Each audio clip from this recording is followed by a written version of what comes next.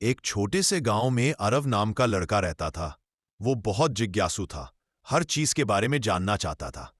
एक दिन गांव के बुजुर्गों से उसने सुना कि पास के नील पहाड़ों के पार एक जादुई झरना है जो सिर्फ सच्चे दिल वालों को दिखाई देता है। अरव ने सोचा, अगर मैं वो झरना ढूंढ लूं तो गांव वालों के लिए पानी ला सकता हूं, क्योंकि गांव में कई दिनों से पानी की कमी थी।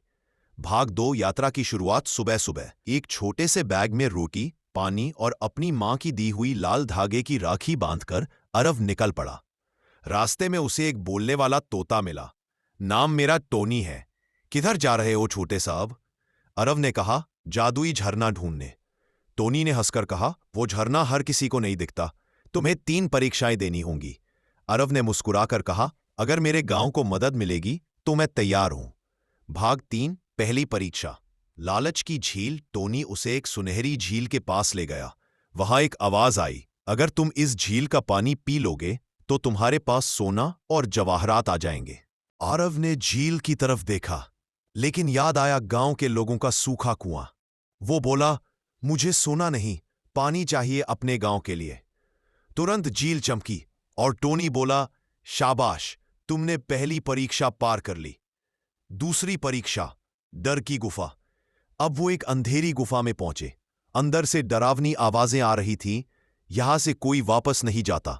आरव कांपा, पर उसने मां का दिया लाल धागा देखा और बोला, डर सिर्फ अंदर होता है, बाहर नहीं। वो आगे बढ़ा और अचानक रोशनी छा गई। गुफा में एक पत्थर पर लिखा था, साहस वही है जो डर के बावजूद आगे बढ़े। टोनी ने कहा, वाह, दूसरी परीक्षा भी पास। तीसरी परीक्षा, सच्चाई का दर्पण।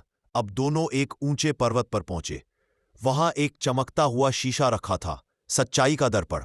उसमें झांकते ही हर किसी की असली सोच दिखती थी। टोनी बोला, अब यह आखिरी परीक्षा है।